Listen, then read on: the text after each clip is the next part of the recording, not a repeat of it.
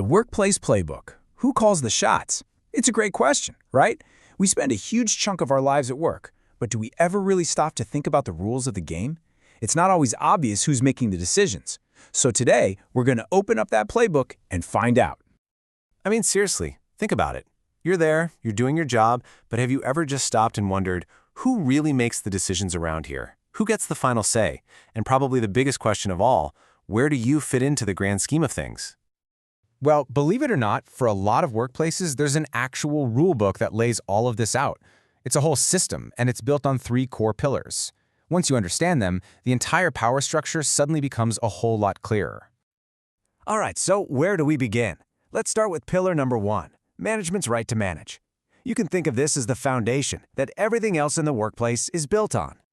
And it's pretty simple, really. For a business to succeed, someone has to be steering the ship, right?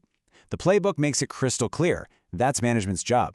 They're responsible for directing the workforce and keeping the company on course. And when we talk about management's rights, we're not just talking about some vague, big-picture idea. Oh no, it gets really specific. I mean, look at this list. We're talking about everything from hiring and firing, all the way down to setting the daily work schedule.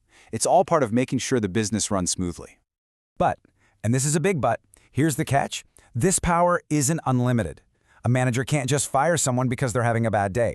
There has to be just cause, a legitimate work-related reason. It's an absolutely critical safeguard for every employee. This brings us to a really interesting rule, sometimes called obey now, grieve later. Generally, you're expected to follow a manager's instructions, but there is one huge exception, and that's safety. If an order puts you or anybody else at risk, you have the right to refuse. Safety always comes first. Okay, so that's management. Now for pillar number 2. If management is the engine of the car, you can think of the union as the braking and steering system. It's not about stopping the car, it's about making sure it stays on the road. It's all about that crucial balance. So, what's their primary job? Well, in a nutshell, the union is the guardian of the rulebook. Their whole purpose is to make sure that management's decisions line up with the agreement that everyone signed up for. But what does this actually look like in the real world? Let's take a pretty common scenario, outsourcing. What happens when a company says it wants to move jobs to another location? This is where the union steps in. Management can't just make a decision like that on their own. They have to bring the union to the table. They have to share all the details, and they have to give them a chance to make a counteroffer. It's a built-in process of negotiation. And that right there is the system of checks and balances in action. Now, the union doesn't have a veto. They can't just say no, but they do have a voice. Their role is to make sure that the process is fair and that all the options are on the table before any final decision gets made. Okay, we've talked about management, we've talked about the union. Now it's time for the third and final pillar, you. Because this system isn't just about what others do, it's very much about the part you play. As an employee, your responsibilities are pretty straightforward. It's about doing your job well, respecting your colleagues, and even the little things, like keeping your contact info current. It all makes a big difference in keeping the whole system running.